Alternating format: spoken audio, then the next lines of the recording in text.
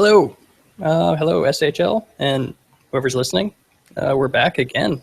Fourth episode of what we now call Too Long Didn't Listen. I'm Rich. And I'm Akamai. And yeah, number 4. So it's just almost a month since we started, close to. I don't exactly remember the date we started, but 4 weeks. Yeah, it's been 4 weekends, so. Yeah, so that's pretty good. I wasn't sure how I would like it, but I'm enjoying it. Me too. All right, so we don't have a ton of stuff to talk about this week, but especially since, we only have one game left in the SHL playoffs. I guess we didn't talk about this. We could talk SMJHL finals as well. I completely, for some reason, just forgot about it. But we're going to start off with something a little small, a little light relative to that, and that is that yesterday there was a announcement thread for JayWhy Appreciation Day. JayWhy, the simmer. So yeah, he's also a member of the Knights, so we get to interact with him a little bit. I don't know. Do you have anything to say? I don't really. No, I can say exactly what I said in the thread, which is JayWhy is my favorite special snowflake. Really glad that he came and joined the Knights, and I will be honest, I thought that maybe, I don't know if it's because, he's just, really, really good with his player, or he does so much around the league. I was worried that he might kind of have, a martyr complex of, oh, I do all this work and I'm so underappreciated. But he's really not, actually. He's, does he have an ego? Yes, but it's always funny. And so do I, so I can't fault him there. And he's been really, really fun in the locker room. And selfishly for me, I'm really glad that he joined the Knights because I don't think that we'll be in a position to draft him at goalie. So I'm really glad that he'll have a juniors locker room that he's able to stick around in and pop in on, and I can still tag him and bother him. So yay, JayWhy. That was it. Yeah. We had Jack Cross in the Knights locker room too, and he was awesome. So hopefully, JayWhy sticks around and pops in. And Jack Cross was not really active, but every now and then he'd pop in and add a little bit or talk sim mechanics or just little things. But he was hopefully JayWhy kind of does that too, at least, or maybe he'll stick around and be active. I don't know.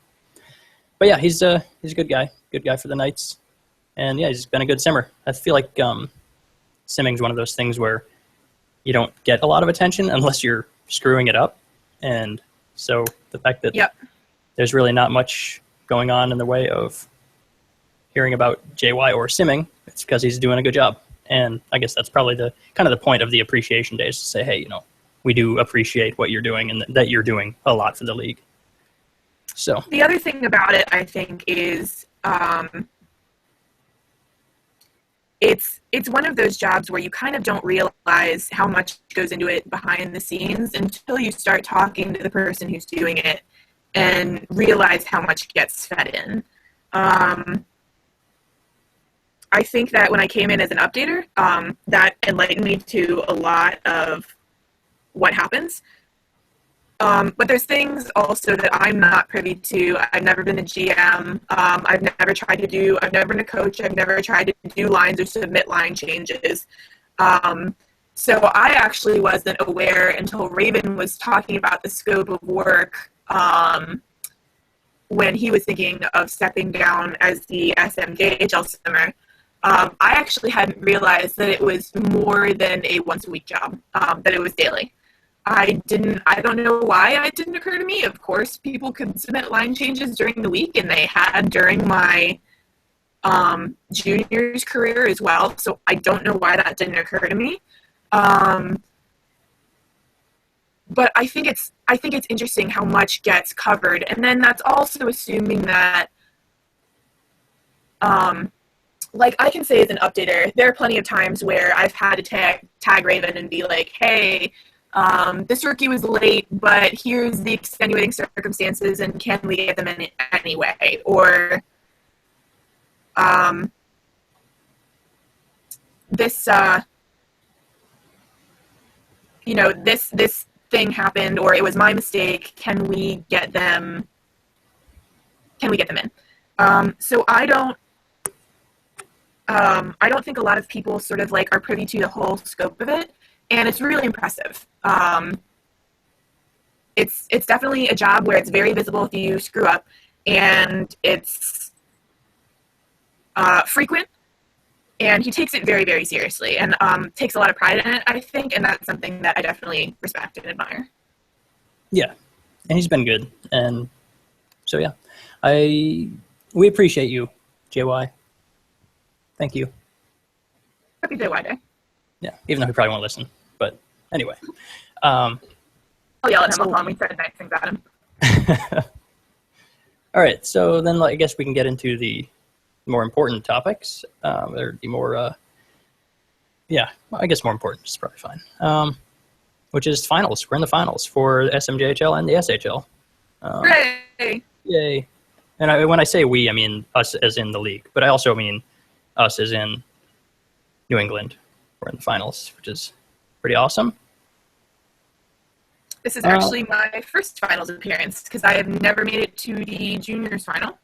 And this is my first year as a seniors player. Yep. Okay. So yeah. It's I mean, I'm not a very excitable person, but it is pretty exciting to make it to the SHL finals. My first season with the team as well, your first season. So yep. That's nice. So let's talk about the matchup then. We go into it here. So I guess the Dropbox hasn't been updated with the index hasn't been updated with the last few games, looks like. But so Edmonton beat Calgary, and we beat West Kendall for the finals. So it's going to be us and Edmonton. It should be starting today or tomorrow, I think. I think today. Is that right? I don't know. Today. JY said that he was going to sim last night, but extenuating circumstances. So he's going to sim sometime today. Okay, cool. Yeah, I hadn't heard. I didn't go looking for it, so I didn't see if it was said somewhere. But I had heard other people say it was going to be today. So. Yep. So hooray for JY and communication. Good job. Edmonton. Let's take a look at their team. If we talked about this the last couple of times we were talking about the playoff matchups, and I mean, pretty much Edmonton's the second best team in the league, I would say. Say Calgary's just slightly above them, even though they beat Calgary to get to the finals. I would say Calgary's a slightly better team overall. But you have to win. So, and we're not. I wouldn't call us one of the best teams in the league. Like if I was just going top to bottom, I wouldn't. I mean, we're top half. We're just. Yeah, we're active, but we're not yet a TPE powerhouse. Yeah. So we're all pretty young. Yeah. The good news is we're all mostly in sort of the same stage with our player. There are a few older members to sort of round out our top line, but the really nice thing about us being able to bring Tanner on board means that one of the people who's sort of got that veteran TPE level is the goalie, which helps enormously, I think. Yeah. And then the rest of our high TPE people are sort of spread out in a way that means that if you've got enough depth, you can have some success, which is what we've done. Yep. So I'm not only just absolutely over the moon thrilled to be in finals, hooray, but I am really, really excited about our prospects for the future. I was not, you'd never know by my picks, but I actually was not positive that we were going to make it past West Kendall. And we definitely had a couple games there where it got hairy fast. So my fear with Edmonton is, and maybe this is spoilers and I'm giving us away now, but my fear with Edmonton is if they have enough high TPE in the front end and enough depth to round out the back, my fear is they'll be able to score, to sort of drive up the score quickly and then win without going into overtime. Yeah, actually, I was looking at the regular season index, and for Edmonton was second. Oh crap! I just lost it. Were they second or third? 1, 2. They were third in the league for goals against, and we were second in the league for goals against. Thanks, Tanner. So good, 2 good defensive teams. Of course, first in the league was Calgary. So, I mean, that's a little bit of an indication we're both good defensively, although our advantage there is probably goaltending, and theirs is probably on actual defensemen, because I know their goalie Toast is pretty decent in TP. It's kind of to that point where he should be good. Of course, Tanner has an advantage there, but they also have quite good defenders. And I was actually going to pull up their lines, because you're talking about their top line is very, very good. And they do have quite a bit of depth with like Theo Kane, Scholes on the second line. And even their third line has actives with Karpatsov and Jackson Reynolds. So they do have depth for sure. They do. They definitely do. And sometimes the gap between your goalies can definitely be minimalized by your defensemen. So I think historically we've seen that. So if you had to say edge defenseman or edge goaltending, which is more important, it depends on how they stack up, but I think I might give the slight edge toward a better defensive team than team with a better goaltender. Yeah. No matter how good the goaltender is, if they're just facing a ridiculous amount of shots, there's only so much they can do. Yeah, some will go in. So, and of course, the sim giveth and the sim taketh away. So you never know. But my fear is we've basically gotten this far on our players having very high endurance numbers and a lot of people who've stayed active. While endurance is an awesome stat, it doesn't really kick in until, of course it's active the whole time, but it isn't really material unless you start getting those longer games, which luckily for us, the Sims have been going longer. We've made it. How many of our wins have been in overtime? Do you know? At least 3. But it's a lot. Yeah, relatively. I'm sure. I know it's at least 3, but beyond that, I don't know. I didn't see how many of the West Kendall games went to overtime. You're talking playoffs, right? Or were you talking overall? Yeah. Yep. Playoffs. I think 2 went into overtime, and considering that we won the very last one with 7 seconds before the sorry, not the last one, the 5th game.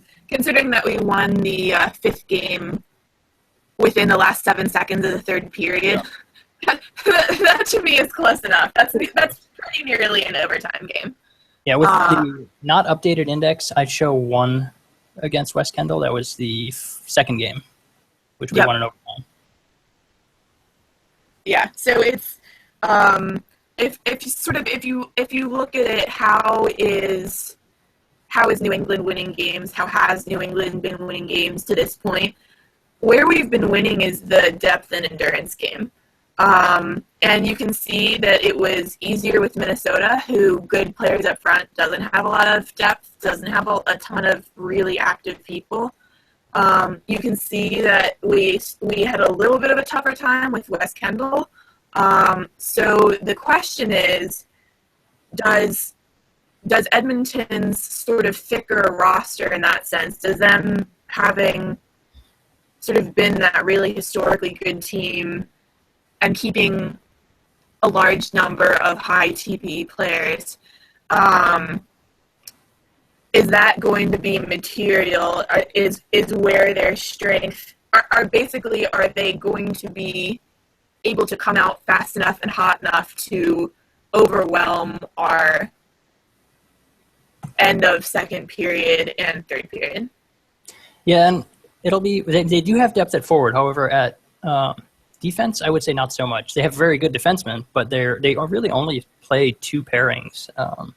They've got their first and second pairing both at 45% ice time, and then their third at 10%. And one of them is Kez, I believe, right? Tobias Thorvaldsen. That's Tez's player, isn't it? I might be mistaken, but I think that's Tez's player.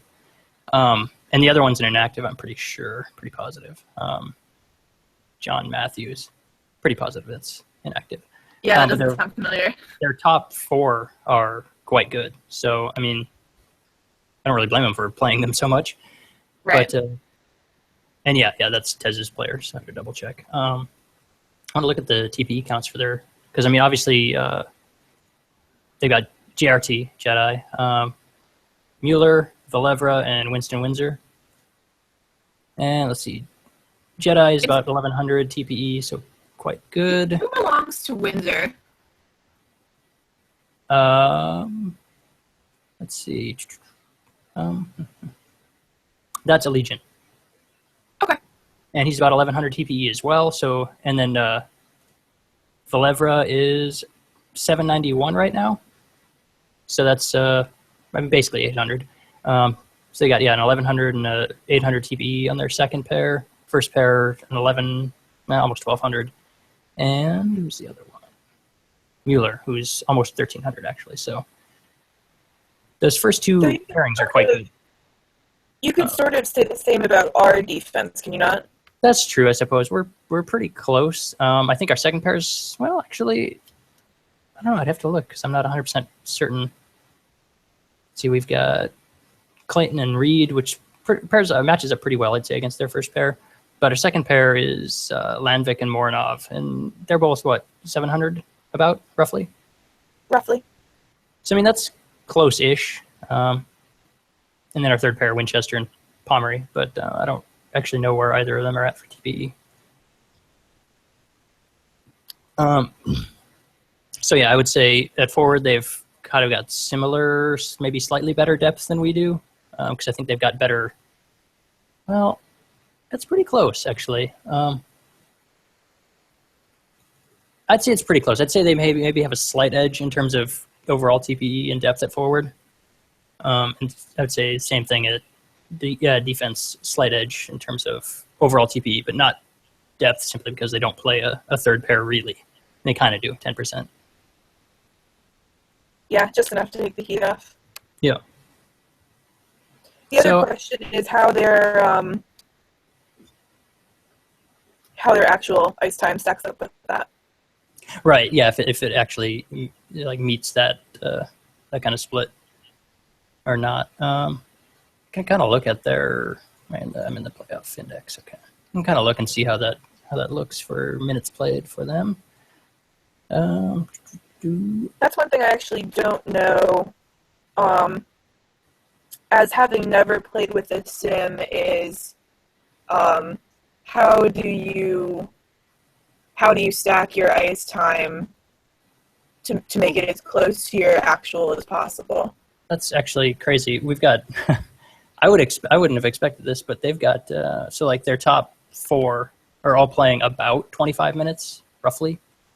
Okay.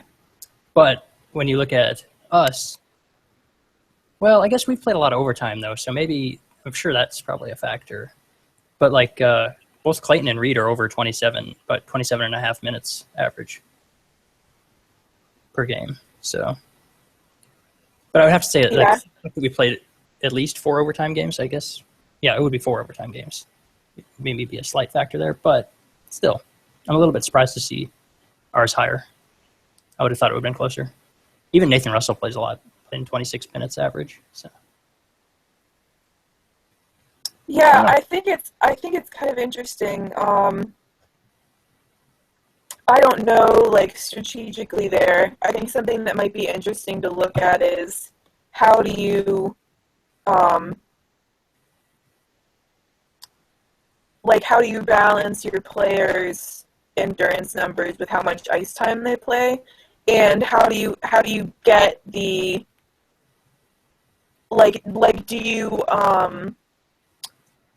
do you ever bump your ice time, inflate it or deflate it so that you hit an actual number closer to what you want?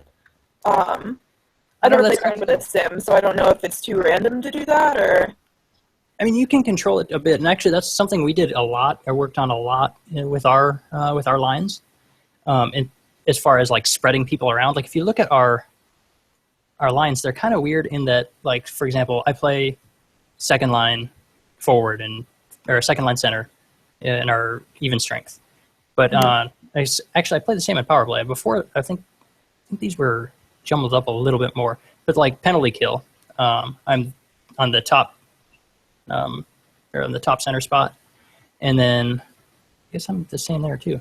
I thought these were definitely jumbled up more in the regular season because we were really working on splitting up people's time so that we didn't have like if you play one person at your top forward, top center spot for even strength, power play, and penalty kill, they're just going to play more minutes. Like they just are, because they're going to be like the first option. Yeah. So we were kind of shuffling people so they weren't always in the first or second exclusively spot for each of those, so that it would balance people out a little bit more. And I know we spent a lot of time messing with that and moving players around to keep that balanced in the regular season. As far as how valuable it is, it's hard to say. I don't know. I'm not any kind of a sim genius. And of course, the only lines I've ever really done were for SMJHL, and I feel like it's a lot simpler in SMJHL. Yeah, because you have that cap. Yeah, and it's, I don't know, it's you, like in SMJHL, skill is so much more dominant than physical play. So you just match up your skilled players like as best you can. And then there's a lot less for me. There was a lot less focus on endurance in the SMJHL, partly because we didn't really have the option of, like at the time when me and Lil were GMing, we just didn't have the players. So we couldn't be like, oh, we've got so much, we can mix and match all these players to make sure everybody's fresh. We didn't have that option. We didn't have enough players. So we just ran our best, most skilled lines and kept them out on the ice as long as we thought we could without them, just hopping on and then jumping back onto the bench in the sim. I mean, that's the one thing you can watch when players kind of like jump off the ice on their own, not when there's a line change. But I don't know. That's interesting. I didn't think about that. When you get to kind of this higher point in TPE, when you get into like the upper 80s for your endurance, it becomes a lot less of an issue. It's still a factor, but it's not. You're not going to have players kind of just bailing. They're going to stay out there for the most part. You'll see maybe some performance degradation, but I think you're not going to see a whole lot of lost ice time. I don't know if you've kind of had it explained how the endurance works in the sim, but basically my understanding is like, so you've got this set level of endurance. As you play minutes, it depletes, and once I don't know if it's like a certain point or. So the higher your endurance, the longer you can stay on the ice. But then once this kind of energy level depletes, then you start losing a percentage of your effectiveness. And I guess that percentage is determined also by your endurance. So like there's a ratio, I think. Right. I think Tanner probably explained it, and I think it's public somewhere. Yeah. Buried on some forum. But I haven't had given a hard number, but I was always kind of told that it was like, and then it wouldn't be like the exact number, but like say for example you have 90 endurance. So once you hit that point of being tired, then all your skills are at 90% of what their normal effectiveness would be. Right. I don't know if that's like mathematically the way it works, but that's kind of just like an example of how it kind of works. I've had Kez kind of confirm that. that idea. I don't know. I mean, not the math, obviously, but like that's basically how it works. Yeah, I remember. I remember that there is a concrete effectiveness formula, and it's public. If it's not public in the SHL forums, it's public in the like wherever they get the actual sim from. Like Okay, it's public by Simon T. Yeah. Which Okay. is to say, not very public, but Right. but you can find it if you go looking for it. It's around somewhere. Oh, interesting. I might have to. I mean, I guess I don't care as much anymore because I'm not, and I didn't. Right. Out of the game, right? So what was that all? I kind of forgot what we were talking about. I guess just depth and How we stack up. yeah. I think it's like I said, they're the second best team in the league, and we are not. We're not. I don't really think we're quite on their level, but I think we're definitely going to compete. I think we're a good team, and since we have our lines so figured out, we've kind of got our team really like I don't know, really clicking. Everything's kind of working. We Yeah, definitely. my only fear is that I feel like we have depth, but a lot of our depth is at younger players. Yeah, So I for feel sure. like if all of a sudden the chemistry starts to break down, which it shouldn't. I mean, it shouldn't. But I feel like if we start to get breakdowns, we don't have a lot of other options we can turn to. Like, we've tried everything under the sun, I feel like, and so there's not, I feel like there are tiny adjustments we could do, but I don't think they would be material outcome adjustments. I think that pretty much what we've got is what we've got. Whereas with Edmonton, I don't know, I'll be honest, I don't follow teams besides New England that closely. So they may have lines for days, and they may say, okay, we've got, X and Y combinations that both work for us. But maybe they're in the same boat we are, where it's kind of settled. Yeah. So I don't know, like, is having settled lines an advantage, do you think? It depends on. I'm sure it's going to be largely based on the matchup, right? So, Jedi is, I think.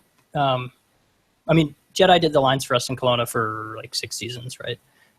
And I think he knows what he's doing. I feel like he probably knows what he's doing. However, I know he has in the past for us kind of once he found the best combination, just set it and forget it kind of thing. Right. Yeah. Which is fine. And so it's going to come down to the matchup, how the teams match up and how they play it, and then who's going to have to adjust. Like, is it going to be us or is it going to be them? I don't know. I think they're probably more capable of adjusting because they have more top-end players. Yeah, that was my thinking. But it's really tough. It's really tough to tell. They've got, I don't know, I like Edmonton, actually. I like a lot of their players. They're a lot of their users, rather. I do too. Yeah, it's one of those situations where I think I was going to be crushed if we went out first round. That's early, and it's after having made it into the playoffs after not making it the season before. And it's after a lot of league backsass about how we're like just not all that great and stuff. So I think I was going to be very heartbroken and bitter and disappointed if we had not made it this far. I think even if we had lost to West Kendall, I think having put up such a dominant first round, I really would have said, okay, it is how it is. We're strong and we're only getting stronger. Go Packs, see you next time. But the long and short of it is, I think no matter how it turns out now, I'm excited. I'm proud of our team. I'm proud of what we've accomplished and how far we've come. And if it doesn't work out, if Edmonton is just that much further along in their sort of team history and who they have as players, if we're simply not there yet, it'll be sad, but it's not going to break my heart like I think going out earlier would have. Yeah, I would. At this stage, I'm happy with where we are. Of course, I want to win. But yeah. I mean, on the one hand, after coming so close, right. But I mean, just to Edmonton- make it this far, I think is a successful season for where our expectations were set. I think it is, and I have a huge amount of respect for Edmonton's sort of dynasty they've created, because it really is at this point. You can kind of tell all the guys who stick together, who have that very team-oriented, team-focused. They're very passionate about playing for the Blizzard. So I really respect them as opponents. Not to say I didn't respect the others, because I do. I love West Kendall, and Minnesota is a great rivalry for us. But Edmonton is a team where I think if you go up against them, if you win, you're like, yeah, we beat Edmonton. And if you lose, you're like, oh, man, okay, wow, they're really good. So Yeah. I feel like for me it's a little less of a pressure crunch and a little more of really genuinely, I guess like the rookie saying, that guy's just happy to be here. That's me. I'm just happy to be here. Yeah, I'm happy to. I mean, and this is going back to season 24, where two of my Knights teammates, part of the rookie crew we had that season, Nicholas Scholes and Ivan Koroviev, which are Scholes is Carlson's and Koroviev is Alucard. So I'm glad to be meeting up with them again. They're good guys. And Yeah, they're both really nice dudes. yeah. So over the admittedly little I've interacted with them, but everything's been pleasant. Yeah, they're both great. I like them. Dudes. They're good guys. And so it's nice to see them having success as well. Yep. Let's see. So I guess that pretty well covers that. I mean, I also kind of like that. I also kind of like that either way it turns out, it won't be a repeat. And like, sorry, Calgary, but I don't know, maybe I'm just tired of red. I don't know. I know Edmonton had it the season before, so in that sense, it's a every other repeat, and God knows I love patterns. But I think it's going to be nice to have a changing of the cup hands. I just think it's, of course, you play the game because you play the game, but I think that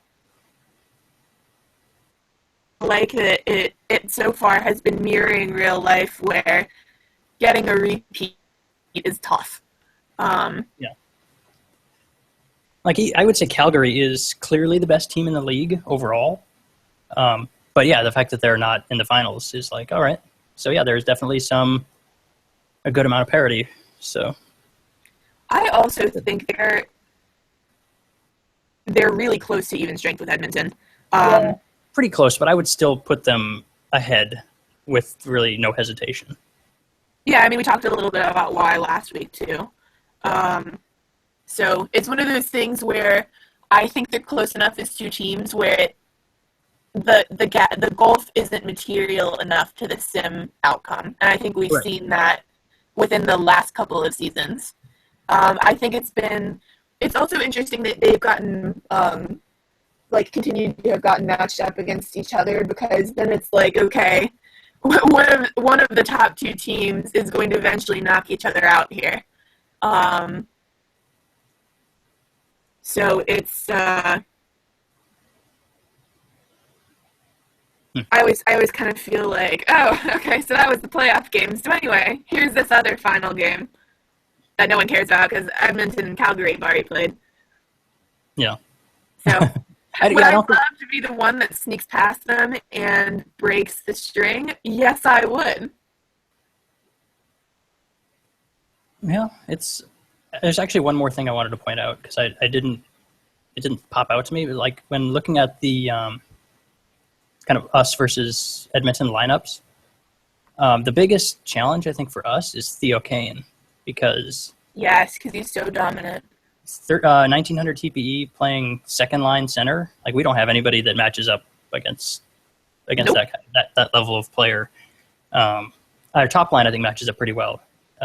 Russell and oh god, why am I totally Dean Colt? Totally spaced on his player's name.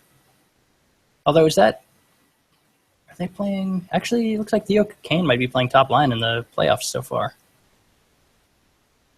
I think It would make sense. I think the regular season it looks like they had. Am I in the playoff? I'm in the playoffs. Okay. Yeah. So right now they've got Theo Kane playing top line. But still, I don't match up against Dean Colt well at all. Like, he's definitely better than me. So, but I think other than that, I think our forward lines match up okay. I'd kind of forgotten that Theo Kane was not playing wing; he was playing center, and that he was so ridiculously high in TP. He's that other like everyone talks about Argar being like a huge TP player, not even in regression yet.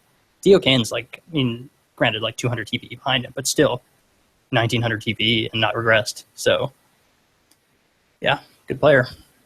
Goals. Yeah. All right. So, I don't really have anything else to talk about there. I just want to point that out really quick because I had neglected it. It's good to touch on. And also, we hadn't said either of those names, Dean Colt and Theo Kane, in the conversation, and that's kind of a bit of a omission, but because they are such great players. Let's move on. Let's talk about the SMJHL, which I haven't looked at all. I'm not even because I kind of once the night's out, I'm like, all right, done with this. So let me pull that up because I did not have that up because I kind of forgot that it was a thing and that we could talk about it to fill some time. Yeah, I actually am kind of excited about it because I'm low-key rooting for Halifax. I've got friends there, and they've been happy there. They've had a good season there. So I'm really excited for them. I hope they kill it. And would it be poetic to have Prince George yet again get all the way to the finals and then have a spectacular Blaze of Glory collapse? Well, yes, it would. It would. I guess so. I haven't paid attention to either of these teams really at all. Although I do seem to remember, wasn't Halifax last in their conference in the regular season? They were, but they were also having a lot of line challenges, is my memory, and also a lot of their. I talked about this a little bit before, but their depth is coming from their younger players, not their vets. Except that they've traded and signed Lizzie with Jacobson, who's at max TVE, and for juniors anyway. And so they've got a couple of max people, but their rookies have come on really, really strong. And they've been, I would say, maybe the most consistent team about updates in the SMJHL. I think they've been the most active. And I talked about this a little bit before, but I think that makes a huge difference in the gap, or at least the perceived gap between regular season and finals performance. Because there is a lot of... I personally put a lot of stock in how much the rookies do to catch up as fast as they can in what happens in the playoffs. Yeah. So I think although they were bottom of the regular season, I think it makes sense for them to be here. I think, did we do predictions for that? If we do, I'm pretty sure I actually picked them to win. We must have, because I think we were doing that for. Yeah, because I think, should I remember yes? Do I remember no? But juniors predictions, for sure. Halifax was my clear, these guys are going to have a good season. We had part of my reasoning behind that was knowing who they were bringing in, but part of my other reasoning behind that was they had the way their draft picks were, and interestingly, I think that the season before my final season in juniors, I think they did sort of the same thing where they had some matchup and chemistry trouble that I think bringing in some young players helped materially with. I think they're finding combinations that are working for the team, and everything's sort of clicking, especially the more the Bottas has been really working with people on their builds, and people have been good about getting everything done and turning their stuff in. So I would put a lot of stock into really constant communication for them as a huge factor. Yeah, and that's, of course, that's when you're going to see a player or a team like that surge in the playoffs because they're starting to hit those TPE marks and starting to become much more effective. Yep, I think as soon as you're over like 210, you really start to see a pickup in how well you do. Yeah, it's definitely somewhere in the around 200s where you kind of hit I mean, assuming you're building in a way that will be effective. Yeah. You hit. I don't know what it's hard to say exactly what that point is. And obviously, it's different depending on the build too. But yeah, there's definitely. Well, and it's different on the position too. Yeah. But yeah, I mean, I don't know. I don't know anything about PG. I don't know anything about either team though. Really. I mean, PGF has a good goalie. I can tell you that much. But yeah, narrative of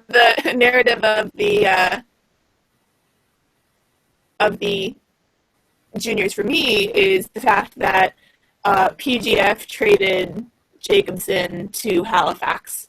Yeah. So, no, they're playing. Excellent. Yeah. Now facing her old team in the finals, which was a situation that Rory Real did with Jones the season before with Montreal and was it PGF again? Yeah. Was it? So yeah. So if PGF isn't a really come to regret those last second draft trades, or it's just, sorry, I should say trade deadline trades. Yep. But anyway, I get that they like don't want to bankrupt their future on one season, but it is kind of funny that they keep ending up in the playoffs having traded away their star. I mean, Jacobson was their captain over there. And so I do really think it's interesting that such a key part of their organization would have left without much notice. Yeah, I heard about that. I don't know. So I mean, it's not like I mean, it's not a thing you're obligated to give notice about or whatever. But yeah, it's nice. It'd be nice to have some kind of. I don't know. It wouldn't be. That's not how I would go about it anyway. Nope. I don't know. Do you have anything else to say? Because I don't know, and I don't really want to start digging into players and stuff. I don't. No, I think that's it. I think that's the main storyline for me, and I still have Halifax to win. I think I'm going to pat myself on the back and say I'm pretty sure I'm right about that one, but you never know. Maybe it's PGF's year. Who knows? Okay. I mean, I will say Halifax is going to win as well because I think it'd be a lot funnier if PGF did not win. Nothing against PGF, but it'd be funny. Anyway, just because they're PGF. So let's do some questions and this is, I made a mistake and did not start the timer right away, so I don't really know where we're at. Okay. So I've got us at like 30 minutes-ish now, but that doesn't mean anything really because I don't know how far in we were when I started it. Okay. So I feel like we're approaching because I was kind of getting that 45-minute vibe a little bit ago. Yeah, I think we're probably in good shape, and if we go through the question, Yeah, we can. I think we call it good. miraculously managed to talk about the single playoff as long as we stretched out the 2 playoff games, and as long as we stretched out the 4 playoff games before that. Yeah. All right. Earning our name. Too long, didn't listen. Yeah, exactly. Let's get to the questions then. You still have them up? I closed them out, but I got them back, so we should be okay. Yes, I do. Okay, so I guess the first is for both of us then? I think it's for I think it's for both of us, but I think the caveat was directed at me. Oh, okay. Oh, she's saying, okay, I see. Yeah. Okay, so SMJHL rookie, either of you have talked to the most, if any, this season? I'll start, I guess. I really haven't talked to too many. Alex Light for Kelowna, who is Zune. I don't know if I'm saying that right. But I've talked to him a bit initially when he joined the team, like right after the draft. Mostly just build stuff and kind of like what his plans were for his player and kind of some suggestions on what he can do. But yeah, I haven't really talked to any. I guess at all, hardly. That was probably about it. What about you? I think, because the Knights have a Discord, the easy answer for me is everybody in the Knights Discord, who the most active of those people are Tweed, Twills, Zune, and Boomcheck. So they're the ones who've been reliably on. And though JayWhy is not a true rookie, I have talked to JayWhy a ton. So it was really, I talked to him a little bit before that just because being involved with updating, you do get in touch with the simmer fairly frequently. If you're doing your stuff and you're good about communicating. Of him through that, and I'm not gonna lie, I was a little afraid of JayWhy at first. I don't know why, but I was really intimidated. But then he got in the locker room, and now I just rib him all the time. So it's good. So I think probably, I guess the question was not true rookie. So I think probably JayWhy would be the rookie I talked to the most. But I think Tweeds is probably second, but because last season it would have been easily Justice, because Justice was pretty much our only baby who stayed really, really active. Yeah. But yeah, so I think that's it for me. Cool. What? I misread this the first time I read it. So here's the second question this is from Chris, by the way. I guess I didn't say that. Song that best describes New England's playoffs so far. I did not realize this was song. I thought it was just what best describes New England's playoffs so far. I didn't realize it was a song, so I have not given this any thought at all. I haven't either, so it's okay. God. No idea. No, man, it's just something I would have to think a lot about. I'm not that into music, so it would take me a long time to maybe come up with something. Do you have any immediate thoughts or any it's obviously this or? Well, I have a couple that I've considered and have thrown out in the time that you're talking about it. So I can say that my default favorite hockey song, whatever, that's not specific to hockey is Hall of Fame by The Script.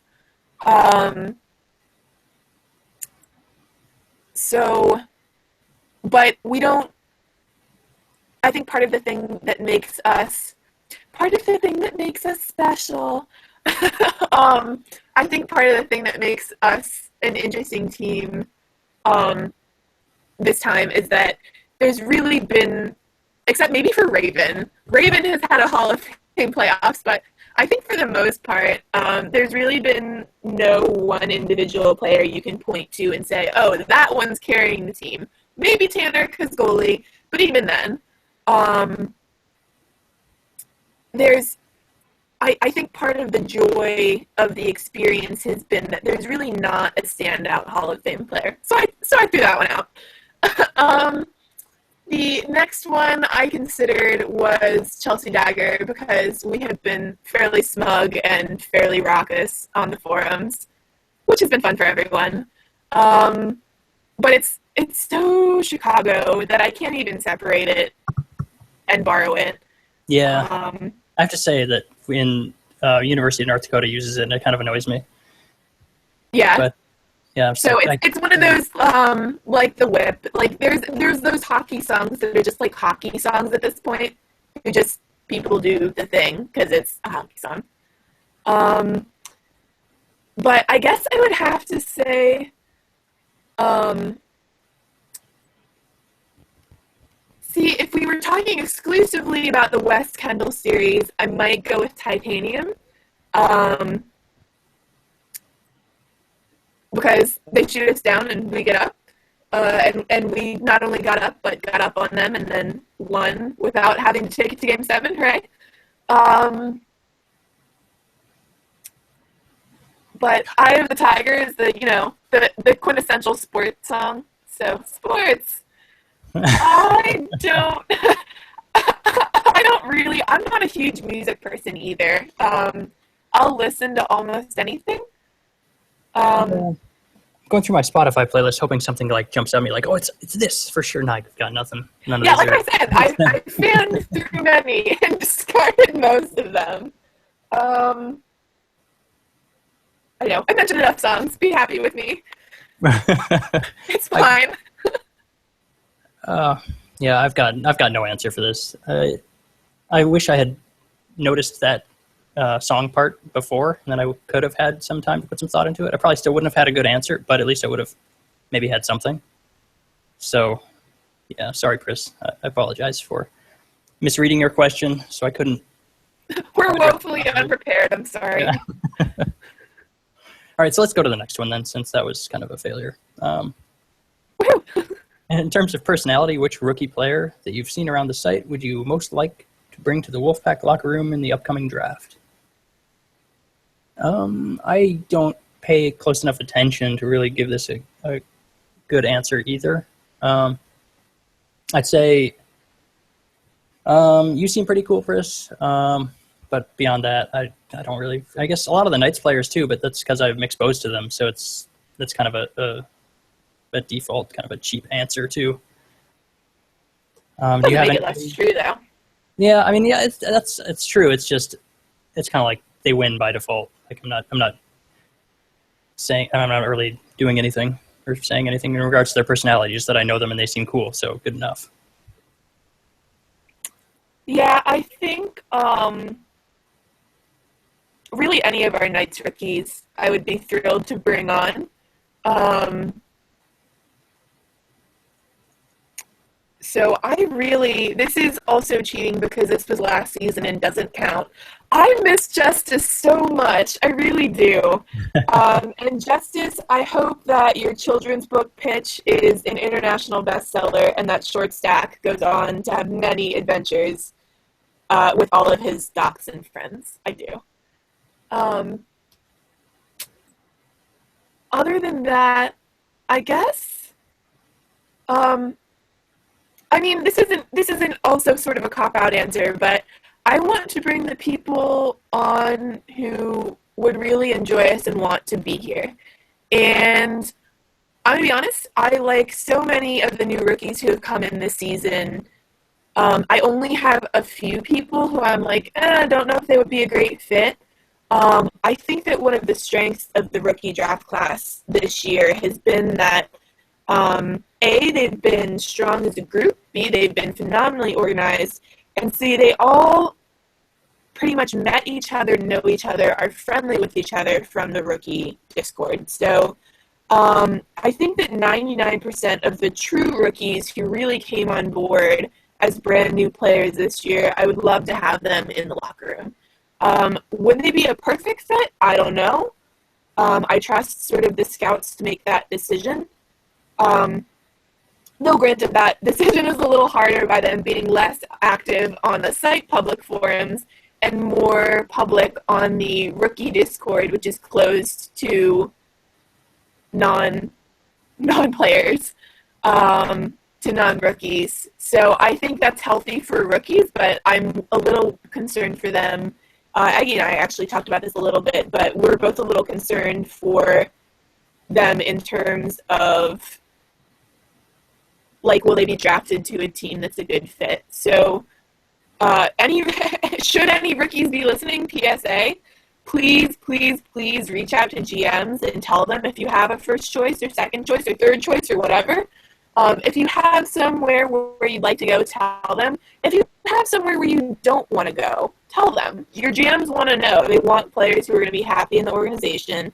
So if you sort of have learned the league and how things work and how sort of the team personalities are staffed and structured, be honest, be open. Don't just fill out the interested prospect threads like you do for the juniors. Only fill out the ones you're genuinely interested in. Sort of do what you can to promote yourself into the right fit.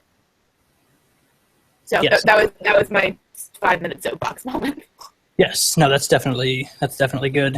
I think that's something that a lot of rookies don't know coming in, that it's like actually sort of polite to let GMs know that you're not interested, because then you're saving them picks and trade implications and all that.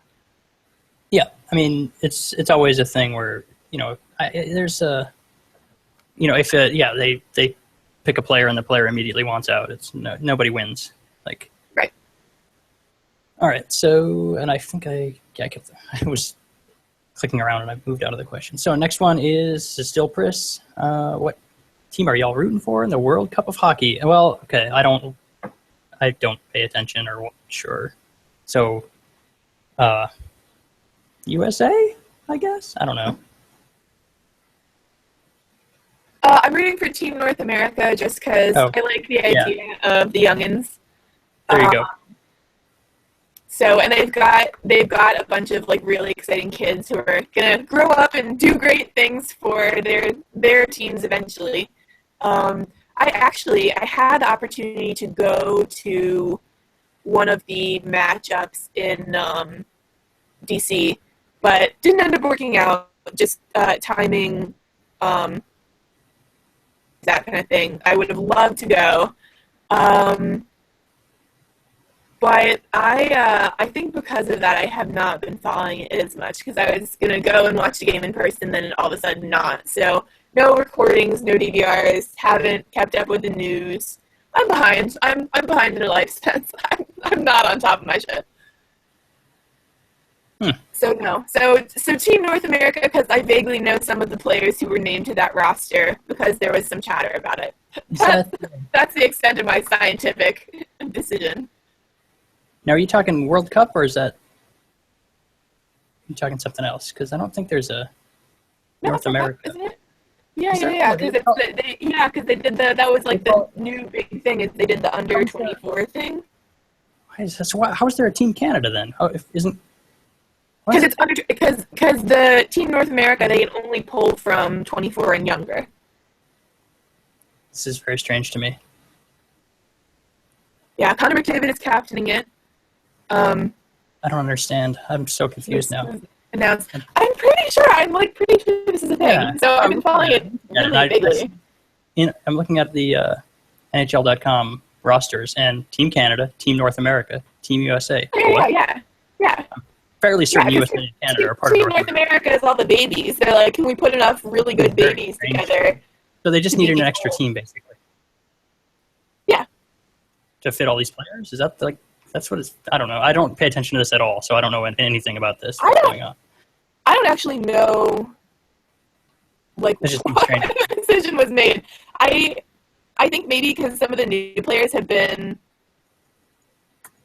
like, garnering a lot of press. Whatever. So, I don't know. Anyway. This is just me not paying attention or having any idea what's going on. So I didn't realize there was a North America team. I mean, I would still, I guess, choose USA just by default, because why not? And also, I don't pay attention. As if I haven't mentioned that enough. So, so I guess that we kind of, good enough. Okay, so that's the end of Pris's questions. We got Bilbo. First one's for you. Do you want to take that? Actually, first Sure. two. So this was to me because a lot of us have fun with the characters and backstories and stuff. So to me, from Bilbo, do you think Dietz and Mix have been talking, and how much does Mick miss him? A lot is the answer, and I think probably they had a good long phone call after Kelowna was knocked out, because Dietz would be the captain and would take it hard. So I think they've probably been in touch, just say, sorry, good luck, can't wait for you to come up, cheer for us in the playoffs, that kind of thing. So there you go. Cool, okay. And Bilbo had a question for me as well. How soft do you feel right now? And I don't feel soft, I'm sorry. Whether I am or not is irrelevant. I don't feel. Are you soft? You're downy soft. Do you feel soft? Nah. Not at all. Not at all. Anyway, so then both. What hockey players in the SHL would you follow? How you do NHL and or other teams, I guess. Meaning, like, which players in the SHL, like, in terms of, like, following their careers or that kind of thing, I guess? Yeah, I guess, like, are you following any specific player's trajectory? Would be my guess. Or personal lives or whatever.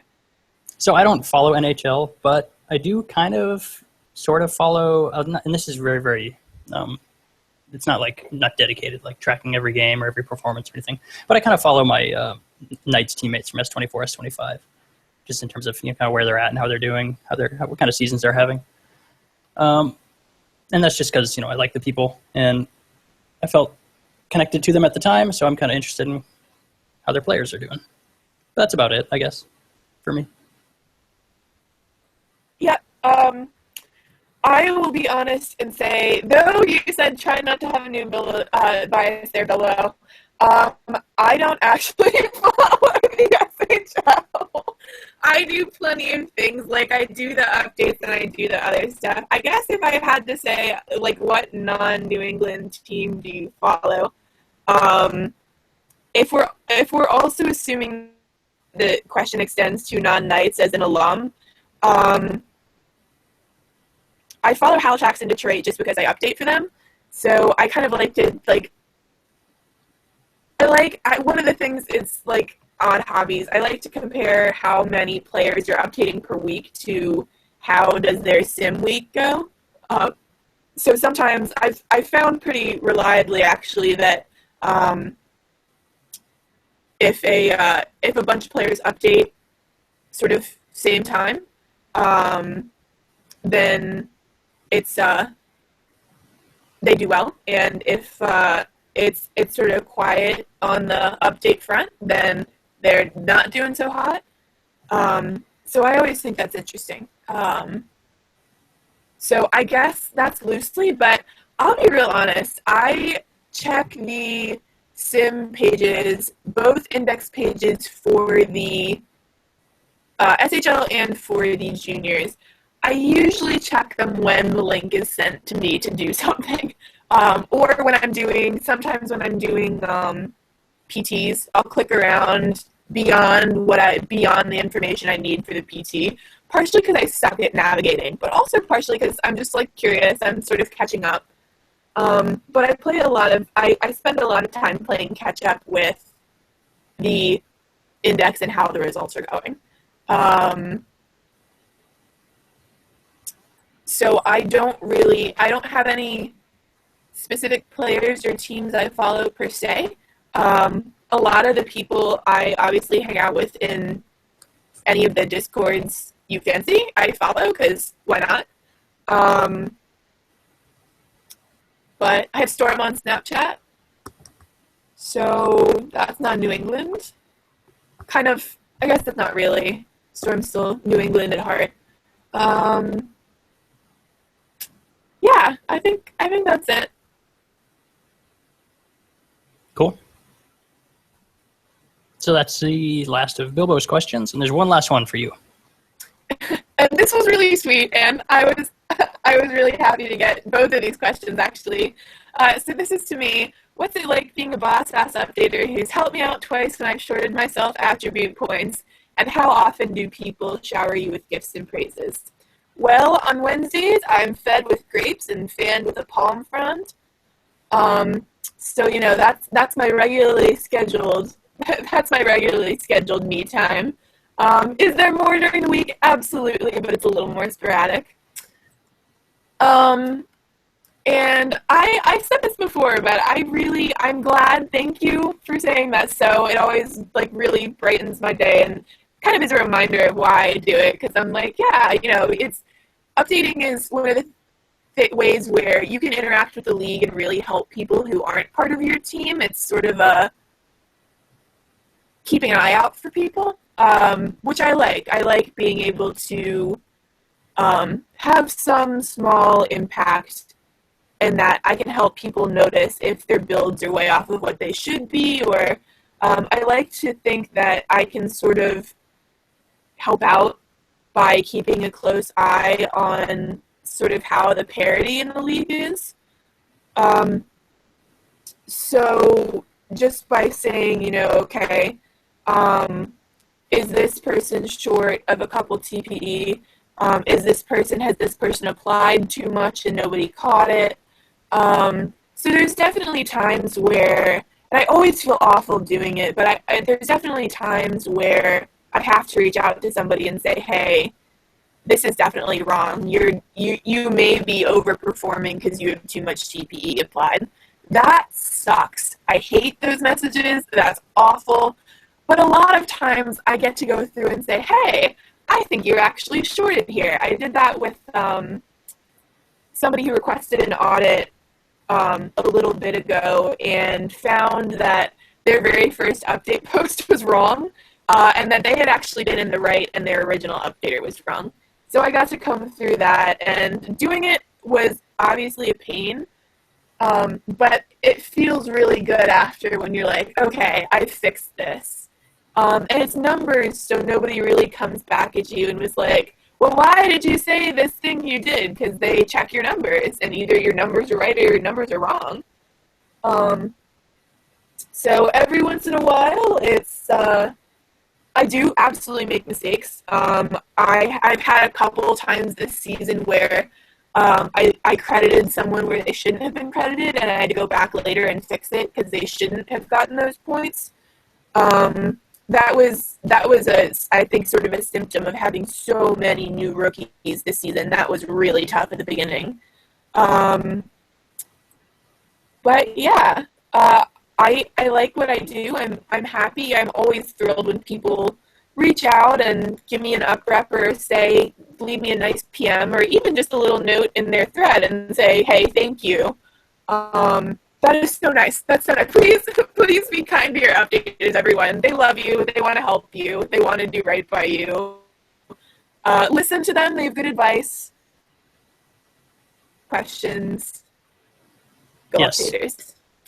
Don't make the job more difficult. It already takes a long time. Please. Yeah, just I think don't be afraid to stand up for yourself and say, hey, I think this might be wrong, or I have a question about why this was done the way it was done. Just the more appreciation you show, the happier your updater is, and it kind of it doesn't really work this way because as an updater, your job is to be impartial. But I have to say, in reality, human nature being what it is, I know that personally, I'm happier doing the work. I try to be as impartial as I can, but I'm definitely happier doing the work for people that I know have reached out with messages of appreciation. And I think that's one thing that I've been very fortunate to have as an updater. I've worked for juniors teams where the GMs make it really clear, hey, what your updater says is more or less law, so listen to them. They have good stuff to say.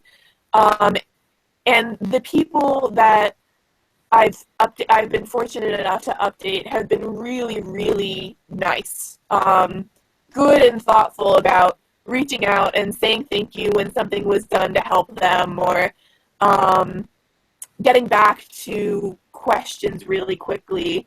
So I've been very fortunate to have some really fantastic communication. That's part of why I do what I do. That's part of why I take pride in being an updater, because you do get that little warm and fuzzy when you know you've helped someone do something. So for me, it's definitely being showered with gifts and praises is definitely one of the perks of the job occasionally. So is it as often as my flawless self should be gifted and praised? Well, there's always room for more. But yeah, I'm very happy with the way that people are about updaters, and that they're really pleasant and patient for the most part. I've actually only, in my time as an updater, I've only had one person really fly off the handle. And it was a thing that they sort of weren't really aware of, and then they ended up going inactive. So I can't say I was too sad about that one. But one of the nice things about being an updater is the GMs know how much work it is. I think often partially because they came in to doing league jobs as being an updater. So they've traveled the path, as it were. Yeah, there's definitely a lot of people who've come through simply because there's a lot of us, and it's not a very great job, so the turnaround is kind of high-ish, I would say. The turnover's huge. Yeah. Yeah, so it's really, really nice to pretty much 99% of the time know that the GMs are in your corner if you're the updater. If they're going to sort of point the finger and get upset, it's not going to be at you, the updater. It's going to be at their player for, why did you not listen to your updater? Or why are you doing this thing this really backwards way? Let me help you fix it. But for the most part, most of the GMs are pretty good at looking out for their players, but balancing that with saying, okay, your updater is, if you get a good updater, your updater knows what they're doing. So listen to them, respect them, put some respect on their name. So it's a rewarding job in that sense. You don't feel like it's a job where it comes with a lot of strings attached, where people are gonna like blame you or scrutinize you or criticize you too often, unless you screw up, in which case blame, scrutinize, criticize, whatever. I can't help you. But if you do a good job and you take a sort of minimum level of pride in your work, then the GMs are usually in your corner. So are the simmers. Usually the simmers often do some of the work, so they know what kind of a job it is and what it takes. So they're always really good to you too. So it's one of the areas in the league where I think some of the most positive on-site interaction is.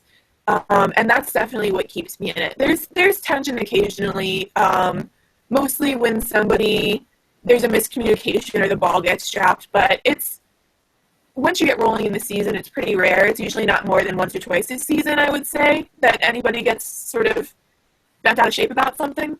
But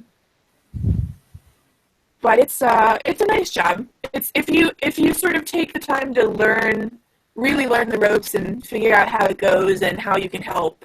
I think it's a job where there's a lot of room for praise and not a lot of criticism being fired at you. So in that sense, I think even though it's occasionally a huge pain, like, don't get me wrong, there's hours and tears, blood and sweat spent over the update pages occasionally. I've definitely had instances where I've printed out the entire update page and just gone line by line because I was like, I can't figure this out. So don't think it's all sunshine and roses. Like, it's a big job. But the scope of work is fairly reliable. You know that it's usually going to be a Sunday or Monday that you do your job. Minus the playoffs, and unless there's off-season weirdness, you know you're going to update reliably once a week. And you know that most of the people are going to be in your court and are just going to try to figure out logically what's going on if there seems to be a discrepancy or an issue. So I think unless you make it difficult for yourself as an updater by missing a lot or by not being careful about what you do, you can definitely get flack if you're not about what you're doing, if you're not double checking your math, if you're just sort of flying through it and not really watching. But for the most part, I think it's one of the safer, non-dramatic jobs in the league. You do it, you occasionally it's a pain, but at the end of the day, people are really grateful that you help them. So I'm grateful for the gratitude. I'm glad that people take it seriously and that people know that you as an updater are just trying to help find a solution for everybody. I like that you have some leeway in saying what you will and won't accept in terms of how screwed up the updates are. I like that you have flexibility in being able to reach out to the simmers and say, hey, there's been an issue or a problem. Can you make an exception in this case? So there's a lot of positive interaction, a lot of flexibility that comes built into the job that I think is very pleasant and definitely one of the reasons that I think it's my favorite on-site job by far.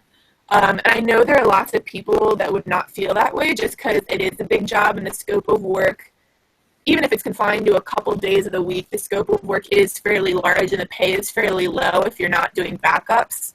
But it's nice. It's a nice job. I like having it. It's something that I intend to continue for quite a while, unless I have other extenuating life circumstances that means I wouldn't be able to do a good job.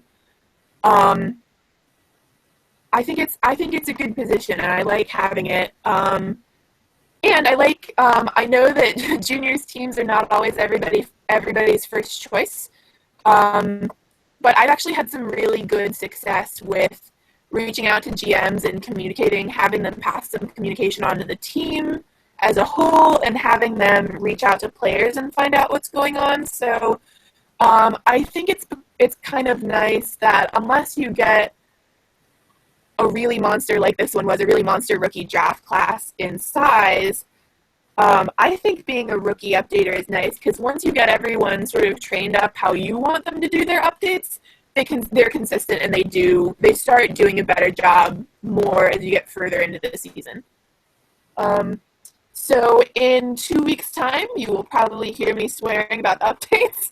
But for now, I'm in the off season, so it's a really nice job. Okay, so you went on for a long time there, and we're good on time. So Yeah, okay, I'm sorry. That was long. Apparently, I had a lot of feelings about that one. Oh, it's okay. It's okay. I understand. So I guess unless you have anything to finish with, we're gonna call it. Yeah. Yeah, I think we're good. I think we hit all our questions and we've covered everything I wanted to cover. Yep. So I think we're all set. Cool. So yeah, this time next week, hopefully we have a winner of the Challenge Cup, and I guess we'll talk to you then. Thanks for listening, and whoever listens, see you next week. Bye, guys.